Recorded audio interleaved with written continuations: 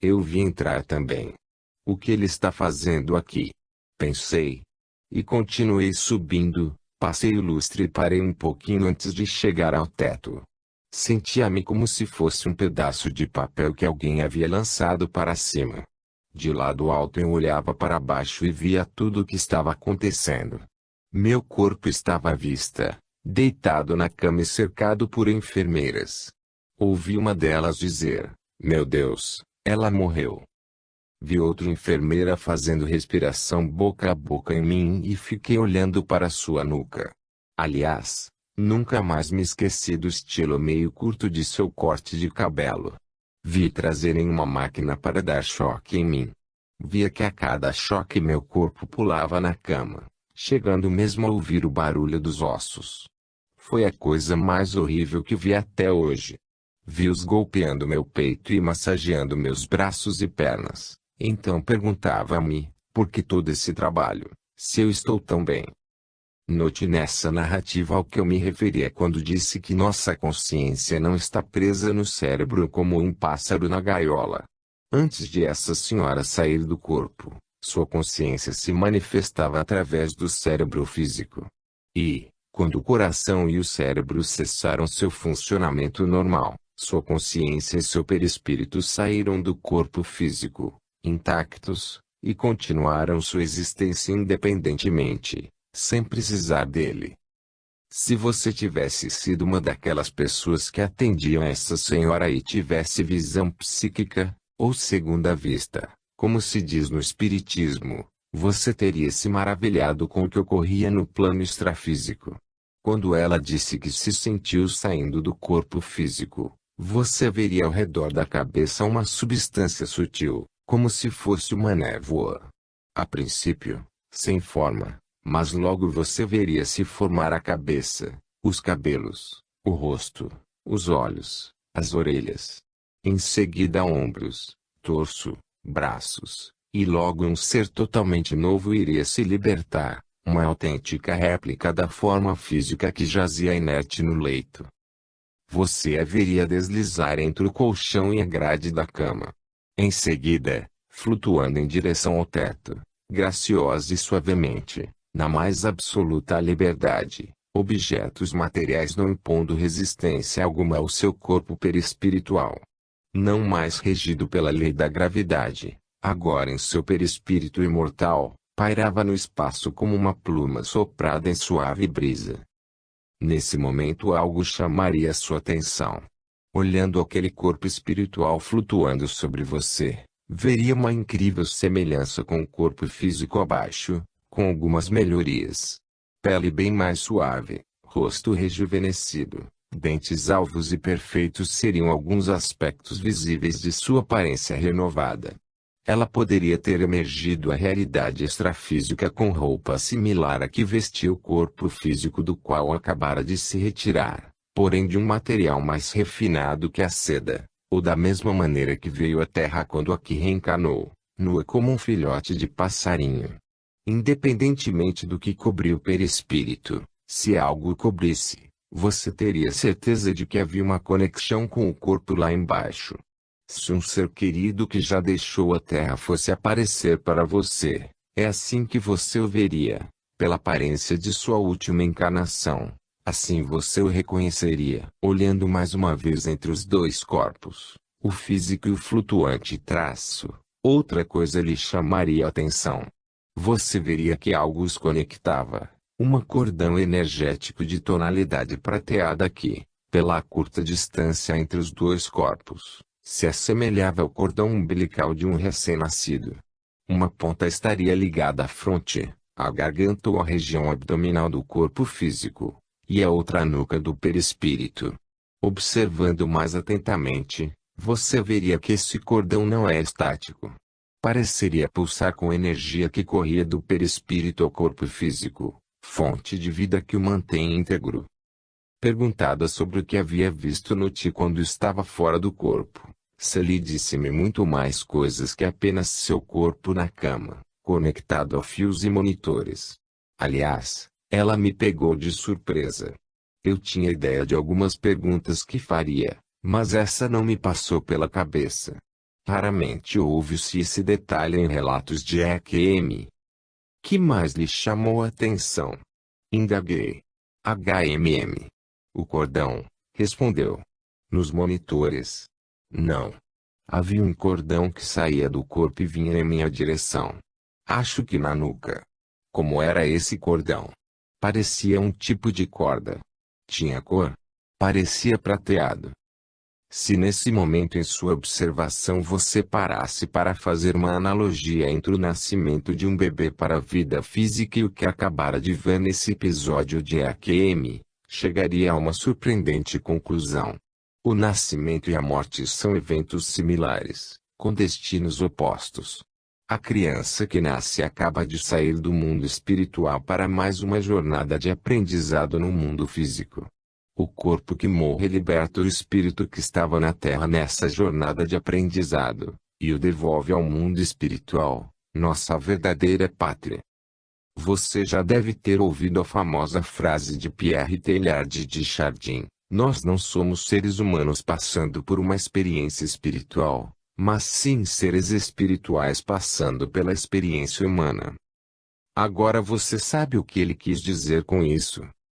7. As 10 fases da EQM. A EQM segue um padrão básico ao redor do mundo. As mais completas são compostas de 10 fases similares. Contudo, nem todos vivenciam as 10 fases, e alguns podem até vivenciar outras experiências distintas das básicas. Por exemplo, em vez de entrar no túnel e parar em um lugar paradisíaco, a pessoa sai do corpo e vai à sala de espera do hospital, onde tenta confortar os parentes, ou vai para casa, ou passeia em um parque na cidade, ou fica no hospital mesmo, até voltar ao corpo físico. Eis as 10 fases. 1. Sensação de estar saindo do corpo. 2. Sensação de paz e bem-estar. 3. Ver o que está ocorrendo. 4. Na escuridão. 5. Uma luz na escuridão, túnel. 6. No mundo dos espíritos. 7. Uma barreira no além. 8. Revisão da vida e o ser de luz. 9. Retorno ao corpo físico. 10. Mudança de vida. Fase 1. Sensação de estar saindo do corpo. Você já viu esta fase no relato anterior. Uma coisa que a senhora não mencionou foi a presença de ruídos internos e sons no momento em que deixava o corpo. É normal ouvir ou sentir sons como se estivessem amassando papel celofane. Isso se dá pela retirada da energia espiritual dos órgãos físicos, energia essa que vai formar o perispírito. Sons fortes na cabeça também são normais, chiados, zumbidos de um estalo no momento da separação. Falo dessas sensações por experiência própria durante episódios de desdobramentos conscientes, e conheço relatos semelhantes de pessoas que tiveram EQM e outra possibilidade nesta fase é uma breve perda de consciência durante a saída, quando a pessoa se dá conta, já se encontra fora do corpo, às vezes um pouco confusa, sem saber o que está acontecendo. Você notou também que durante esta fase o indivíduo separado do corpo físico ainda é capaz de pensar, enxergar, ouvir e falar, tudo isso através do corpo espiritual, não do físico, claro, uma vez que o físico está inconsciente, ou até mesmo clinicamente morto. Nesta fase o indivíduo se dá conta de que ainda possui um corpo e descobre, aqui mesmo na Terra, a sua imortalidade. Essa descoberta faz com que dê pouca importância àquele corpo sendo reavivado. Ele descobre que a morte não causa o fim de sua existência, e deleita-se nessa revelação. Eu tenho passado muitos anos pesquisando, palestrando e escrevendo sobre espiritualidade e imortalidade por 2 razões. Primeira, para refamiliarizar as pessoas com a sua imortalidade. Digo refamiliarizar porque intuitivamente elas já sabem, mas nossa luta diária e constante pela sobrevivência física na Terra é tão árdua que muitos perdem o foco sobre seu aspecto espiritual. A segunda é reeducá-las para aquele momento não muito misterioso em que todos faremos a viagem de regresso ao mundo espiritual, nossa pátria natal, quando nosso trabalho na Terra terminar. Uma coisa posso afirmar: não tenha medo da morte, você continuará a existir. Fase 2. Sensação de paz e bem-estar. A vida na Terra é um campo de treinamento para a alma, e o corpo físico é o equipamento que utilizamos para realizar os exercícios que viemos fazer aqui. Como qualquer outro equipamento, embora este seja o mais sofisticado que se conhece, o corpo também se desgasta, às vezes muito dolorosamente. O corpo físico é para nós, espírito que somos, o que a lagarta é para a borboleta ou o casco para a tartaruga, um fardo pesado, porém necessário para a sua existência. Uma vez livres do peso da matéria, muitas pessoas passando por uma EQM relatam inefável sensação de paz e bem-estar. Tendo igualmente descoberto sua imortalidade, se antes temiam a morte, agora perdem o medo, ou pelo menos o têm drasticamente reduzido. Fase 3. Ver o que está ocorrendo. Esta fase pode ser considerada a pedra no sapato dos cientistas materialistas. É também a fase na qual a veracidade do que alguns investigadores chamam de continuidade da consciência após a morte física, lembra-se de que eles não podem dizer espírito, pode ser comprovada. Nós vimos esta fase no relato da senhora no capítulo anterior. Como já mencionei, um grande número de casos de EQM ocorre quando o paciente está clinicamente morto. Como já disse também, na morte clínica o paciente está inconsciente, o coração não bate, ele não respira, o cérebro não recebe oxigênio e não registra atividade no eletroencefalógrafo.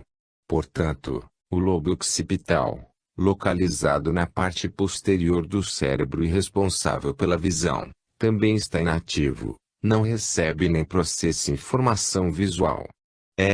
Mesmo que estivesse ativo, não receberia nenhuma informação visual porque os olhos de uma pessoa inconsciente estão, obviamente, muito bem fechados. Consequentemente, não capturam informação visual alguma para o lobo occipital processar. Contudo, mesmo nesse extremo estado tórpido, muitos relatam o que viam e ouviam ao seu redor ou, em muitos casos, abaixo deles. Susto no necrotério. Eu estava no Hospital Crumpsall, perto de Manchester. Ainda tenho a cena em minha mente. Eu me via deitado em um leito. Havia uma jovem enfermeira. Ela me preparava para o funeral. Lembro-me de que pensava quão jovem ela era para estar fazendo uma coisa daquelas. Ela até me barbeou. Eu vi tudo isso acontecendo. Eu estava separado do corpo. Era como se eu fosse uma terceira pessoa. Eu nada sentia vendo aquilo. Era como se estivesse olhando uma fotografia. Estive clinicamente morto por 2 horas, e despertei no necrotério do hospital. O atendente quase morreu de susto. Eu sei que não era um sonho. Você já percebeu e perceberá repetidamente que, quando a pessoa relata que viu o que ocorria a seu redor, ou abaixo, via de uma posição fora do corpo físico. Quando nós, em espírito, deixamos o corpo material, o locus da consciência é transferido para o perispírito.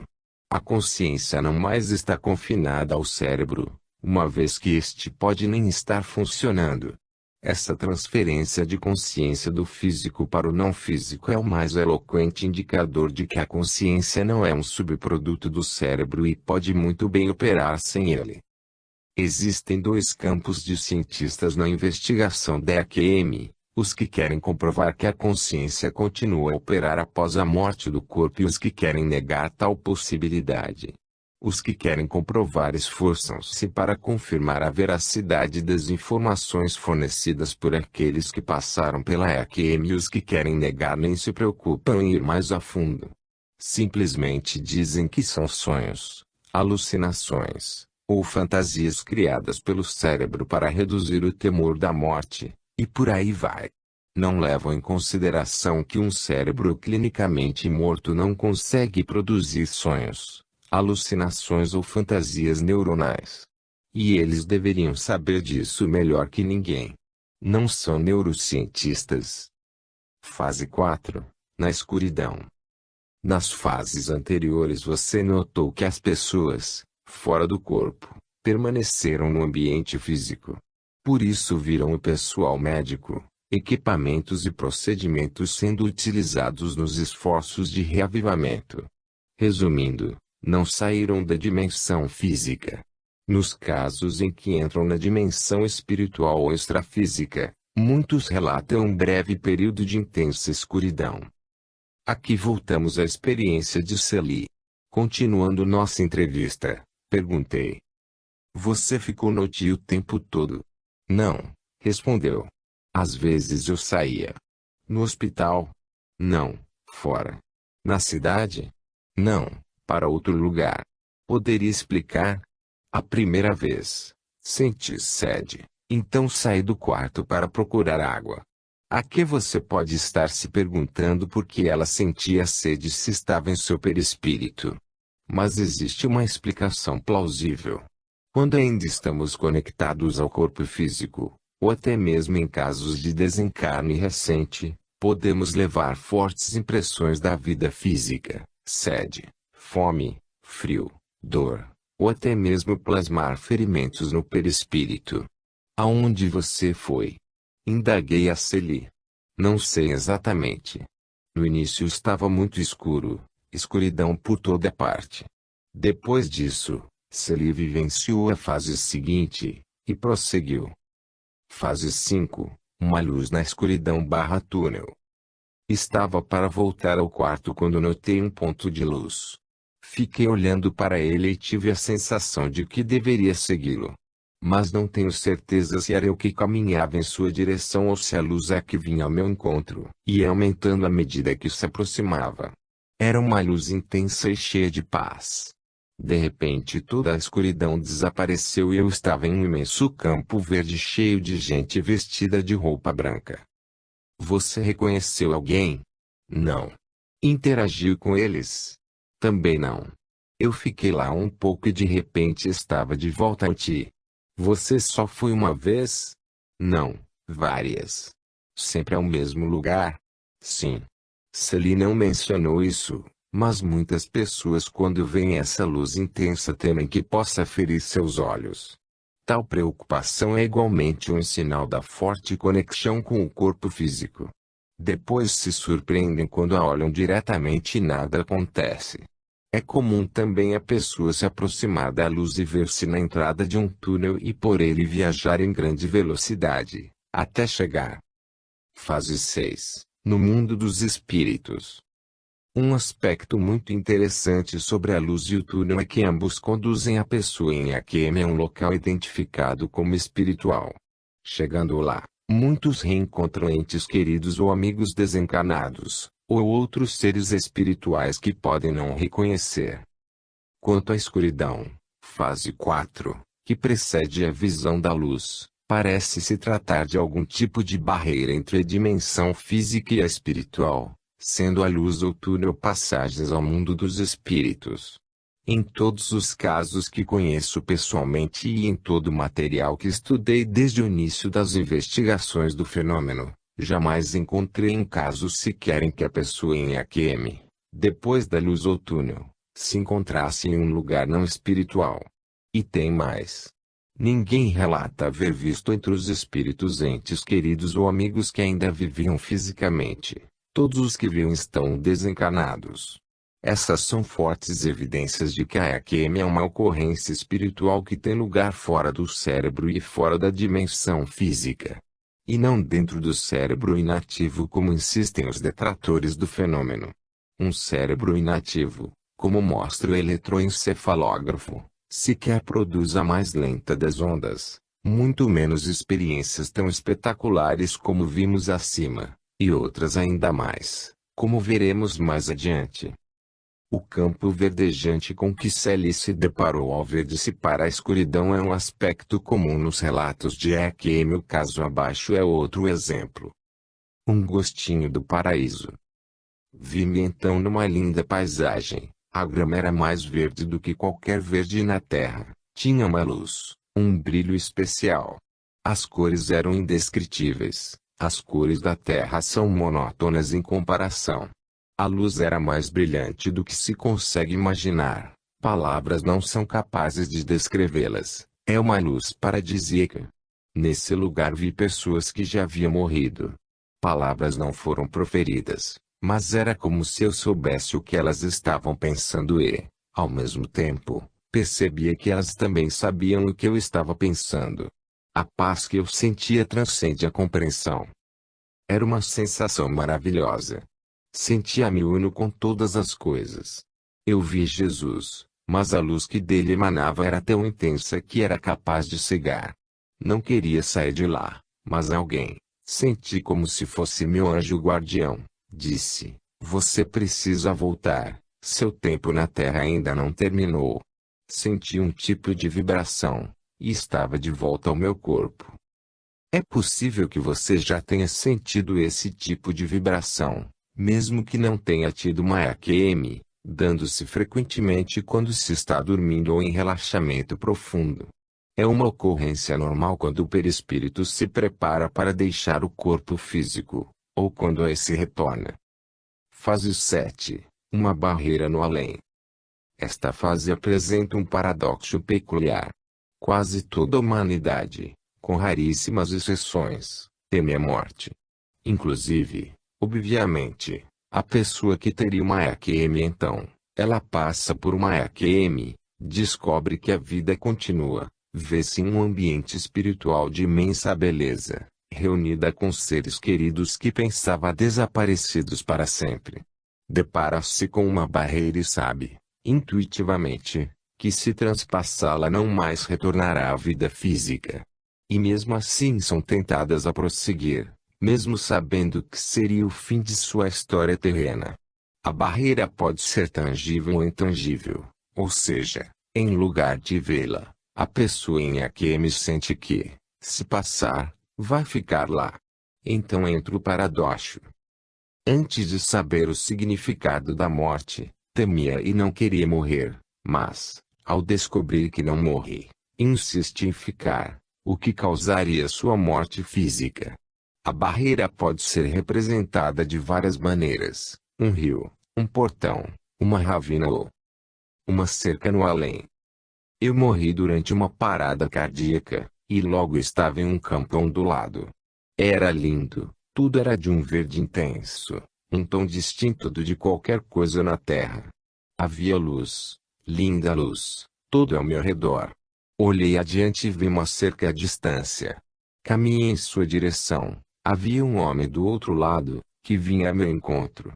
Eu queria aproximar-me dele, mas uma força irresistível puxava-me para trás. Ao voltar, vi-o virando-se e caminhando na direção oposta à cerca. Fase 8. Revisão da vida e o ser de luz. Vimos um exemplo de revisão da vida no relato de George Ritchie, experiência que o guiou nos 62 anos seguintes, até seu desencarne em 2007, aos 84 anos. A revisão da vida parece ser uma prática comum do ser humano quando o fim de sua permanência na Terra se aproxima, ou durante a EQM. Em minha experiência com pacientes terminais como voluntário em hospício, presenciei isso várias vezes. Quando perguntava aos pacientes se estavam satisfeitos com o que haviam feito nesta vida, a resposta era geralmente não, que poderiam ou deveriam ter agido de modo diferente em muitas circunstâncias. Esta fase é uma grande lição para nós também, enquanto aguardamos nosso retorno ao mundo espiritual. Sabendo que teremos de prestar contas de nossas ações à nossa própria consciência, poderíamos fazê-lo agora, corrigir o que não está bem, e assim evitar tristeza e vergonha maiores no futuro, seja ainda nesta vida, seja na próxima. Eu aprendi com pacientes terminais que rancor, ódio, remorso, não perdoar e outros sentimentos negativos são terríveis impedimentos para uma passagem calma e pacífica. Como você já viu e verá mais adiante, A morte do corpo não apaga a memória de quem somos e do que fizemos. Tanto nesta vida como na próxima, a qualidade de nossos pensamentos, sentimentos e ações e as consequências que inevitavelmente nos trarão ditarão a qualidade de nosso estado mental e de nossa vida. Aqui ou lá seremos felizes ou infelizes conforme o uso que fazemos do nosso precioso tempo em nossa eterna jornada de evolução espiritual, moral e intelectual. Nosso destino está em nossas próprias mãos, e em nossas próprias mãos está também o poder de mudá-lo, se assim o desejarmos. Em uma linda mensagem, Chico Xavier escreveu que ninguém consegue mudar o passado, mas qualquer um pode começar agora a mudar o futuro. Nunca é tarde para se arrepender do mal feito e iniciar uma nova vida. A revisão da vida que faz a pessoa em AQM, em tempo da Terra, leva apenas alguns segundos, mas é extremamente intensa e detalhada. Durante a revisão geralmente há a presença de um ser de luz que o guia durante o processo, com muito amor e compaixão, sem nenhum julgamento ou repreensão. Conforme o que veja na revisão, a pessoa em AQM pode sentir-se envergonhada ou arrependida de seus erros, especialmente se causou dor ou infelicidade a outros. Pior ainda quando os outros são seres queridos, cônjuges, pais, filhos, amigos. Não apenas veem suas ações equivocadas, mas sentem no âmago do próprio ser a dor e a mágoa que sentiram aqueles a quem ofenderam e magoaram. O que aprende nesta fase leva-o a modificar-se quando regressa à vida física. Morrendo para aprender. Veja o relato desse homem passando por uma revisão em AQM, causada por uma queda quase fatal. Você vai ver que este tampouco queria voltar. Toda a minha vida desenrolou-se à minha frente. Sentia-me envergonhado cada vez que alguma estupidez que tinha feito se apresentava. Sentia uma presença que me dizia: sim, você fez essas coisas, mas ao mesmo tempo você aprendia. Foi-me então comunicado que eu deveria voltar. Eu não queria voltar, mas compreendi que ainda tinha muito trabalho a fazer na Terra. Fase 9. Retorno ao corpo físico. Este é outro momento paradoxal na AQM. Pergunte a qualquer pessoa se ela quer morrer. A palavra morte ainda é tabu em nosso planeta. Nem pensar no assunto alguém quer, quanto mais morrer. Quando diagnosticada com uma doença terminal, a primeira reação da pessoa é a negação, podendo chegar ao desespero. Então vem a AQM e ela se acha no mundo espiritual. Alguém lhe diz ou ela sente que precisa voltar à vida física, mas ela não quer mais, prefere ficar morta. Mas há exceções, como veremos mais adiante, em casos de AQM por tentativa de suicídio ou overdose, quando a pessoa em AQM reconhece o erro e quer voltar para corrigir-se. A maioria dos casos, porém, é de experiências positivas, e essas gostariam de ficar se lhes fosse permitido. Voltando na marra. Paul Reynolds, cuja extraordinária experiência veremos no capítulo 9, teve uma AQM durante uma cirurgia extremamente difícil. Ao chegar à dimensão espiritual, viu sua avó desencarnada chamando-a. Outros parentes também estavam presentes. Em dado momento foi-lhe dito que precisava voltar, que sua hora de ficar ainda não havia chegado. Um tio acompanhou de volta ao hospital.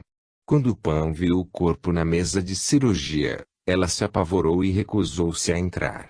Tanto relutou que para entrar no corpo o tio teve que empurrá-la. Fase 10. Mudança de vida.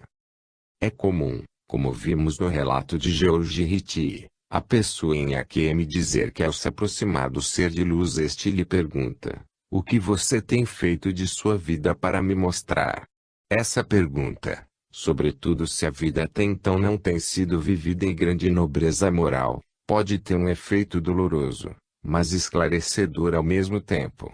Doloroso porque a pessoa sente nas profundezas da alma o remorso pelo mal causado, e esclarecedor porque descobre a verdadeira razão de sua existência, aprender a amar e adquirir conhecimento.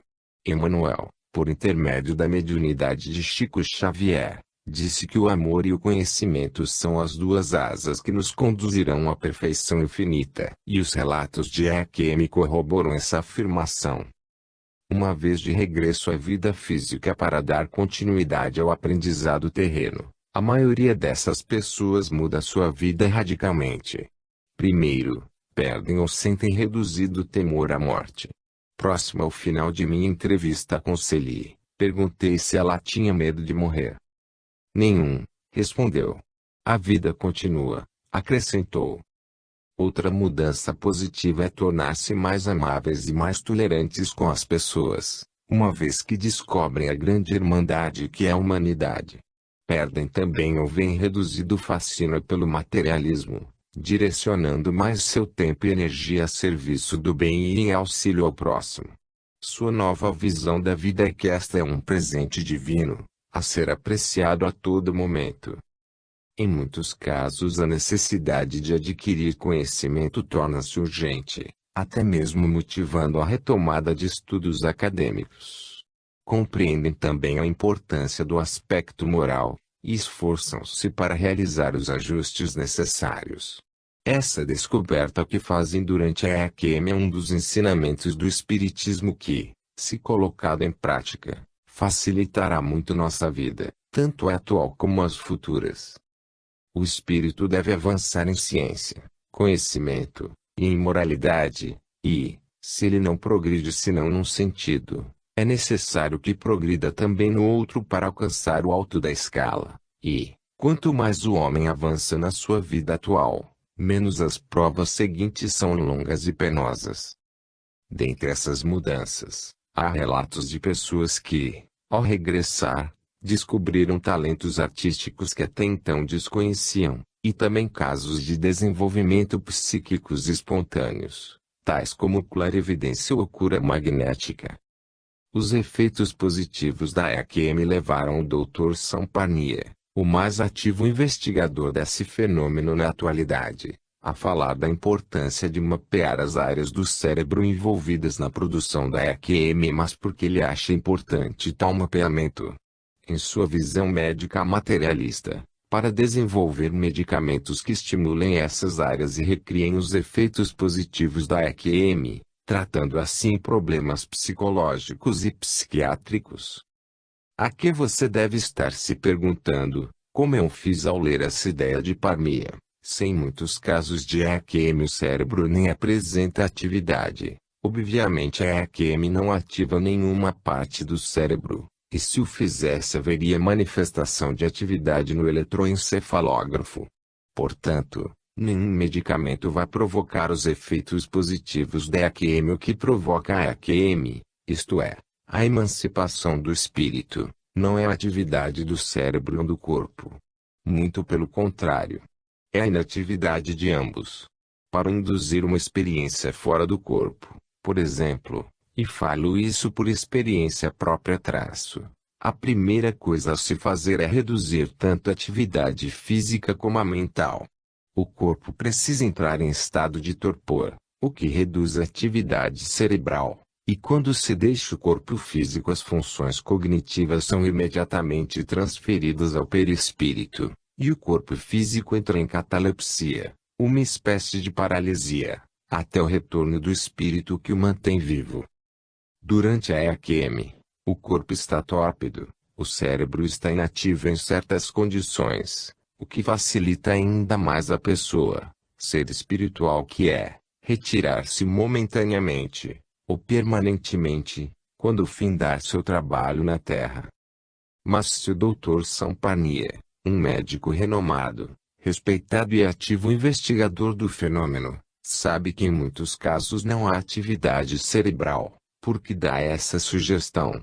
Porque para ele, assim como para outros investigadores que não creem na existência de algo em nós capaz de sobreviver à morte física, a EQM nada mais é que uma fantasia neuronal, ocorrendo antes da cessação da atividade cerebral ou após sua normalização.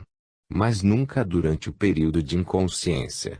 E por que não creio que possa ocorrer durante o período de inconsciência ou morte clínica? Aqui entra outro paradoxo. Por que não há atividade cerebral? E sem atividade cerebral, para eles, o ser humano deixa de existir. Contudo, casos e mais casos de EQM mostram que não é bem assim. Se a ciência materialista estivesse correta, como a pessoa em EQM poderia ser capaz de sentir, ver, ouvir, pensar e gravar na memória os eventos que vivencia durante o período de inconsciência. E, mais tarde, após o reavivamento, contar em mínimos detalhes esses eventos. Talvez esta seja a razão. 8. A consciência não está no cérebro. Se você é fã de Johnny Depp, deve ter visto Sombras da Noite. Seu personagem, o excêntrico vampiro Barnabas Collins, é exumado acidentalmente em 1972. O mundo havia mudado muito desde que ele fora sepultado, 200 anos antes. Quando Barnabas vê um televisor pela primeira vez, Karen Carpenter, vocalista do famoso grupo Carpenters, canta seu grande sucesso Top of the World. Aterrorizado, ele ataca o televisor. Que bruxaria é essa? Arrancando a tomada da parede, ordena esbravejante: saia daí, cantorazinha. Como você bem sabe, Barnabas poderia ter despedaçado o televisor. Tudo que eu encontraria seriam parafusos, fios e, por ser um televisor de 1972, válvulas, mas nem a cantorazinha ou qualquer outra programação a seguir apareceria. Mas por que não? Porque o televisor é um equipamento especializado, desenhado para captar, decodificar e projetar na tela imagens visuais e ondas sonoras dispersas no espaço. O aparelho não produz essas imagens nem os sons. Quando você liga o televisor e o coloca em um certo canal, ele recebe, decodifica e transmite as imagens e os sons da programação sintonizada com aquele canal. Essas imagens e sons acham-se dispersas no espaço, tendo sua origem em algum lugar no planeta. Quando desliga o televisor, você não mais consegue ver as imagens, mas elas continuam existindo. De maneira nenhuma elas deixam de existir. Portanto, Barnabas poderia ter reduzido o televisor a pó, que a cantorazinha continuaria cantando em algum outro lugar. Obviamente ele não mais haveria, uma vez que destruir o aparelho através do qual a imagem se manifestava, mas a imagem permaneceria intacta, sem nenhum arranhão. A imagem e o som eram independentes do aparelho criado para manifestá-los. No que concerne à consciência, ou ao espírito, essa analogia é perfeita para entender a relação entre o cérebro e a consciência ou a mente. O cérebro e seus componentes: tronco cerebral, córtice, cerebelo, hipocampo, tálamo, hipotálamo, lobos, neurônios etc. Produzem e transmitem elementos físicos, tais como hormônios e neurotransmissores. E, assim como o televisor não produz imagens e sons, o cérebro não produz a consciência. O cérebro simplesmente processa a consciência quando estamos integrados na realidade física. Wilder Penfield, neurocirurgião canadense já desencarnado, passou mais de 30 anos de sua carreira procurando a consciência no cérebro. Especialista em cirurgia cerebral para controlar casos graves de epilepsia, operou mais de 750 cérebros, mantendo os pacientes conscientes durante os procedimentos. Declarou Penfield pouco antes de seu desencarne. Supor que a consciência ou a mente tem uma localização é fracassar na compreensão da neurofisiologia. De minha parte, após uma vida profissional inteira tentando descobrir como o cérebro explica a mente, surpreende-me agora descobrir após esta análise final que a hipótese dualista, separação entre mente e cérebro, parece ser a mais razoável entre as duas explicações. A mente entra em ação e deixa de agir conforme os mecanismos cerebrais mais elevados, é verdade. Mas a mente tem energia. Um tipo de energia distinto dos potenciais neuronais que fazem os percursos axoniais. E paro por aqui. Na atualidade, Neurocientistas ao redor do planeta estão gastando incontáveis horas de trabalho em laboratórios ultramodernos e investindo milhões de dólares em sofisticados equipamentos para estudar o cérebro. Investigadores enfocados no estudo da consciência nesses laboratórios esforçam-se para localizar a parte do cérebro que a produz, aquela elusiva parte do ser humano responsável pela personalidade, humanidade, caráter, virtudes, conhecimento, talentos, bondade, capacidade de amar ou de odiar, maldade, emoções, etc. Encontrarão eles algum dia a consciência dentro do cérebro? Eles encontrarão a consciência dentro do cérebro quando o vampiro Barnabas encontrar a cantorazinha dentro do televisor. E, assim como ela sobreviveria à destruição do televisor, a consciência sobreviverá à destruição do cérebro, porque ela não está lá. Então, onde está a consciência? 3 regiões cerebrais figuram repetida e proeminentemente nos estudos dos mecanismos relacionados à atenção, negligência e consciência, notadamente o córtex parietal posterior, o pré-frontal e a região medial centralizada no cingulate gyrus. Essas 3 regiões são partes do córtex cerebral. Se você perguntasse a um neurocientista exatamente em que região do cérebro localiza-se ou é produzida a consciência, ele possivelmente dirá que não sabe ao certo, ou poderá sugerir algum lugar. Mas, se você perguntar uma região em geral, certamente ele dirá que é no córtex cerebral, ou massa cinzenta. Mas por quê? Você poderia questionar. Por quê? Responderia ele. No córtex cerebral se encontram as regiões envolvidas nas atividades como fala, audição, visão, pensamento, sonhos, percepção, aprendizado, emoções, memória, coordenação motora, etc. E tudo isso está associado com a consciência. Suponhamos que você é uma daquelas pessoas curiosas e chatas, e decide azucrinar a vida do neurocientista. E se a pessoa não tiver córtex cerebral? Você pergunta. Pela expressão do neurocientista, você vê que ele não gostou nem um pouco da sua pergunta. Afinal, acabara de dizer que no córtex cerebral se encontram as regiões envolvidas nas atividades como fala, audição, visão, pensamento, sonhos, percepção, aprendizado, emoções, memória, coordenação motora, etc. E tudo isso está associado com a consciência. Portanto, voltando à sua pergunta, sem o córtex cerebral, essas atividades não podem existir, tampouco a consciência, certo? Não, não é bem assim. A anencefalia, do grego, ausência de cérebro, é uma deficiência congênita caracterizada pela ausência da parte frontal do cérebro e da parte pensante responsável pela coordenação. As outras partes do cérebro geralmente não possuem cobertura óssea ou de pele. Somente nos Estados Unidos 1 a cada 4.850 nascimentos apresenta algum nível de anencefalia.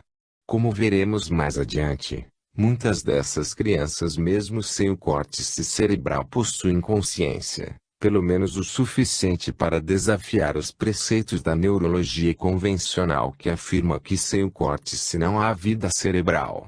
Você está mesmo inspirado e não se intimida com a cara feia do neurocientista, e manda outra. E, sem lugar do córtex cerebral a pessoa tivesse água na cabeça, ela teria consciência, visão, emoções, percepção. Imagine sua reação dele agora. Um tipo raro de anencefalia é a hidrocefalia, hidro, do grego água.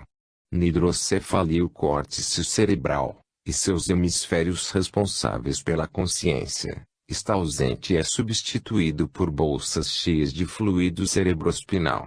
Bjorn Merker, um neurocientista sueco com PhD pelo Massachusetts Institute of Technology, MIT, estudou várias crianças com hidrocefalia e publicou os resultados num trabalho intitulado Consciousness Without a Cerebral Cortex, A Challenge for Neuroscience and Medicine, 2007, Consciência sem um córtex cerebral, um desafio para a neurociência e a medicina, em tradução livre.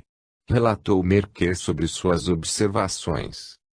Essas crianças não apenas estão despertas e frequentemente alertas, mas também reagem emocionalmente aos estímulos de seus arredores, ou orientam-se através de eventos do ambiente. Expressam emoções de prazer com um sorriso ou risadas, ou agitação, curvando as costas e chorando, seus rostos animados por esses estados emocionais. Academicamente, Merker não foi o único neurocientista a estudar crianças anencéfalas ou hidrocéfalas. Em 1999, o neurologista pediátrico Dr. Alan Shulman e sua equipe estudaram 4 crianças entre 5 e 17 anos de idade com malformação congênita envolvendo ausência total ou quase total do córtex cerebral. De acordo com a teoria neurofisiológica tradicional, para se ter consciência é necessário o funcionamento neocortical, quer dizer, é necessário um córtex cerebral integral e que funcione, e crianças nascidas sem os hemisférios necessariamente permaneceriam indefinidamente em estado de desenvolvimento vegetativo. 10 Mas não foi bem isso que Merker e Shulman encontraram nos casos que investigaram. Talvez a lição mais importante que essas crianças ensinaram a Merker e Shulman foi que a teoria neurofisiológica tradicional precisa ser revisada, e com urgência. Pois mesmo sem o córtex cerebral as crianças eram capazes de distinguir pessoas e lugares conhecidos e desconhecidos, mostravam interação social, preferência musical, aprendizagem associativa, resposta afetiva apropriada e orientação visual funcional.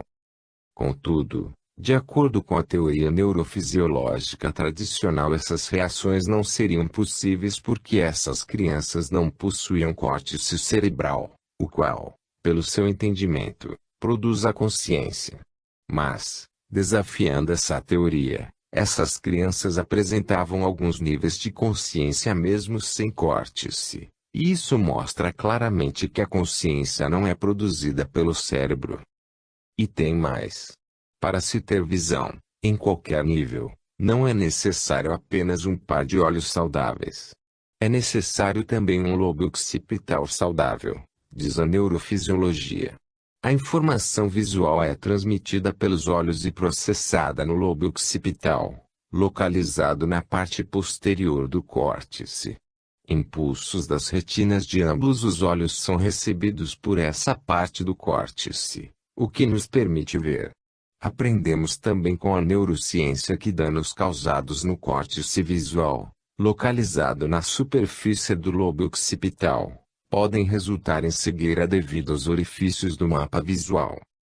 Suponha que você ainda esteja azucrinando aquele neurocientista. E se alguém nasce sem o lobo occipital?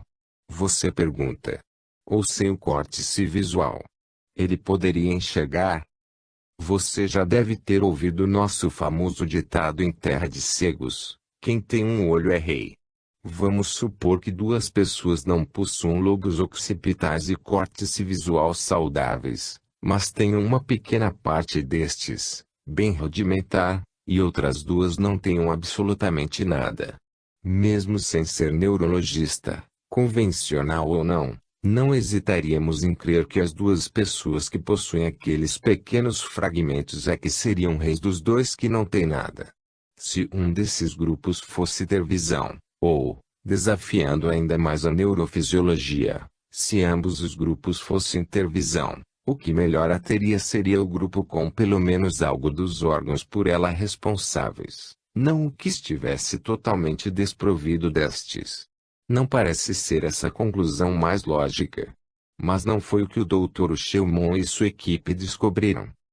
Ironicamente, as crianças sem córtex visual, possuíam melhor visão apesar da total ausência do córtex occipital, em contraste com as outras 2, que demonstraram menor nível ou total ausência de visão, apesar dos vestígios do occipital. Embora a faixa etária das crianças investigadas pelo Dr. Shulman fosse entre 5 e 17 anos, Bebês anencéfalos ou hidrocéfalos raramente chegam a essas idades. Se o bebê não é natimorto, normalmente falece algumas horas ou dias após o nascimento. Mesmo assim, alguns sobrevivem mais tempo, até 3 anos ou mais. Mas por que sobrevivem tão pouco tempo se podem ter consciência ativa e até mesmo visão, apesar de não terem cérebro? Porque o corpo, precisa do cérebro para sobreviver.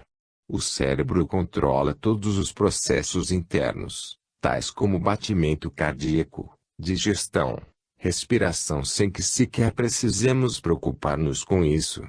16. A sobrevivência do corpo físico, o aparelho material que nós, como espírito, usamos para nosso trabalho terreno, depende de um cérebro totalmente operacional para que tenhamos uma vida física saudável. Quando deixamos o corpo físico, como nos casos de EQM aqui relatados, conseguimos pensar, falar, ouvir, sentir e nos mover sem a necessidade do cérebro. Mas quando estamos integrados ao corpo físico, é o cérebro que coordena essas e outras atividades responsáveis pela manutenção da força orgânica que mantém o corpo físico. O fato de a consciência estar presente nessas crianças desprovidas de córtex cerebral mostra que a consciência não é um subproduto ou secreção do cérebro, mas que a consciência se manifesta através do cérebro enquanto estivermos no corpo físico. A razão pela qual a consciência manifesta-se limitadamente em crianças anencéfalas ou hidrocéfalas não é porque não possuem uma consciência integral, mas sim porque o cérebro é deficiente, o que o torna incapaz de fazer manifestar total consciência. Se o televisor do vampiro Barnabas Collins estivesse defeituoso, ele não teria visto a cantorazinha em sua forma plena nem ouvido perfeitamente sua voz melodiosa.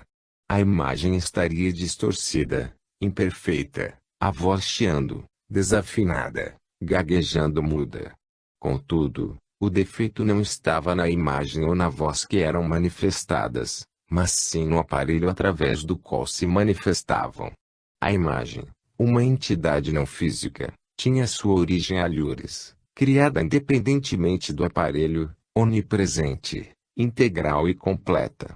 Ela possui vida própria, porém, quando a vemos associada ao televisor, assim como a associação entre a consciência e o cérebro dá-nos a ilusão de que a imagem é parte integrante ou subproduto do aparelho, mas não é. Assim como quando o televisor está ligado, quando estamos despertos e ativos, nossa consciência, ou espírito, manifesta-se totalmente através do corpo físico e do cérebro. Mas quando o corpo está desligado, como nos casos de EQM, desdobramento ou morte, a consciência, ou espírito, se emancipa do corpo, sem se desintegrar ou deixar de existir. Lições de amor. Se você, com sua segunda vista ou visão psíquica, estivesse presente no desencarne de uma dessas crianças nascidas com cérebros imperfeitos, maravilhar-se-ia com o que veria desenrolar-se à sua frente. Veria, emergindo daquele corpo incompleto, um corpo espiritual perfeito e totalmente vivo. Ao dirigir-lhe o olhar, você veria um lindo sorriso de alívio pelo fim daquela árdua experiência. Você poderia até perguntar, por que você já está indo embora? Ficou conosco tão pouco tempo. O que veio aqui aprender? Desta vez, ela responderia, vim para ensinar, não para aprender. Mas ensinar o quê? Você pensaria, perguntando-se como poderia ensinar algo a alguém naquelas precárias condições físicas, em tão pouco tempo. A criança, agora um espírito perfeito pairando livre e graciosamente à sua frente, ouviria seu pensamento. Amor. Eu vim ensinar o amor a alguém, e meu trabalho já terminou. Agora estou voltando para casa. No capítulo anterior, vimos que uma das principais lições que a pessoa em EQM descobre que veio aprender aqui é amar. E Deus trabalha de maneira misteriosa para fazer-nos aprender essa preciosa lição.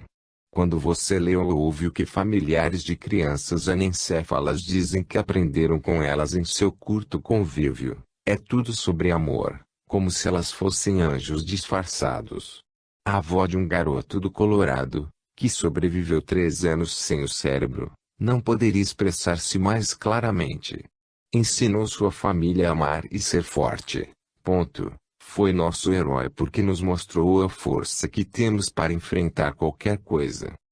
Com essas crianças especiais aprendemos que a consciência não necessita de um cérebro completamente operacional para manifestar-se na vida física, embora limitadamente. Com o fenômeno da EQM, vamos além.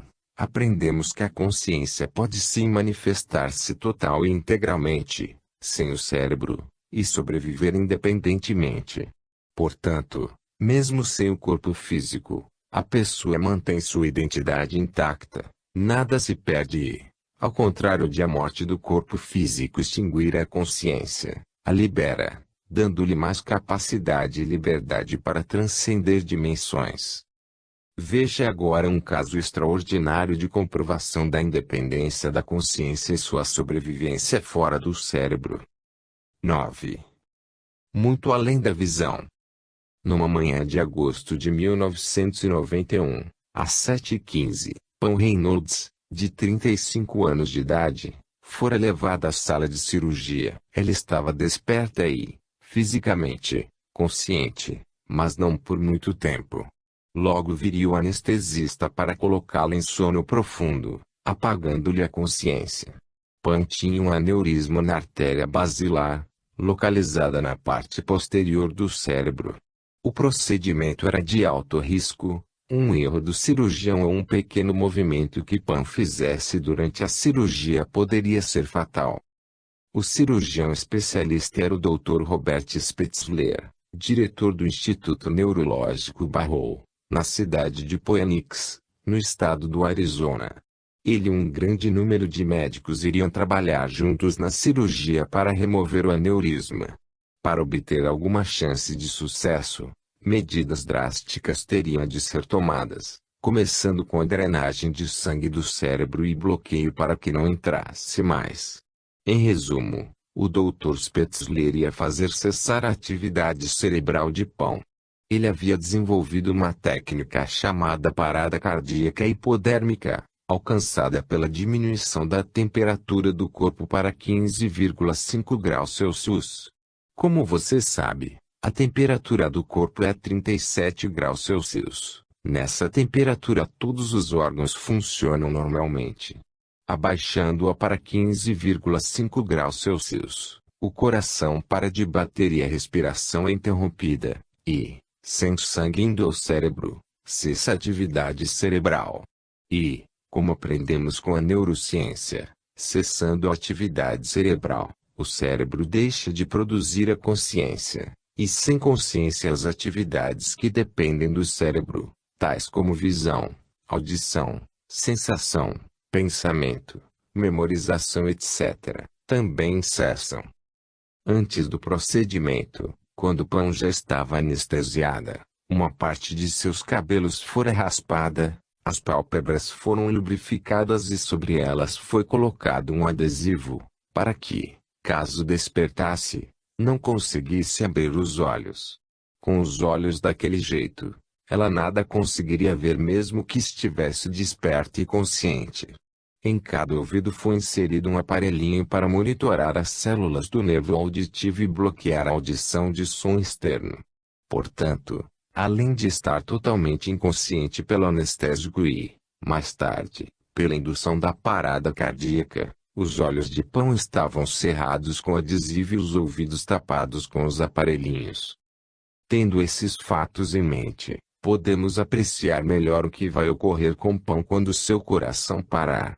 Se a consciência humana fosse produzida pelo cérebro, no estado em que ela se encontrava, era impossível ver ou ouvir qualquer coisa. Muito menos mover-se. Suas pernas e braços foram firmemente imobilizados para impedir eventual movimento durante a cirurgia, o que poderia ser fatal.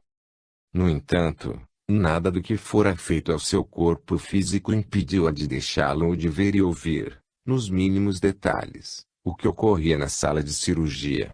E foi mais longe, literalmente. Saindo da dimensão física, reuniu-se com entes queridos desencarnados que a esperavam no mundo espiritual. A experiência de Pan é uma das mais detalhadamente investigadas e documentadas na história da pesquisa de EAQM, e uma das mais extraordinárias. Veja o que ela contou ao Dr. Michael Sabon, que estudou seu caso. A primeira coisa de que me lembro é o som. Era um ré maior natural. Pan era cantora.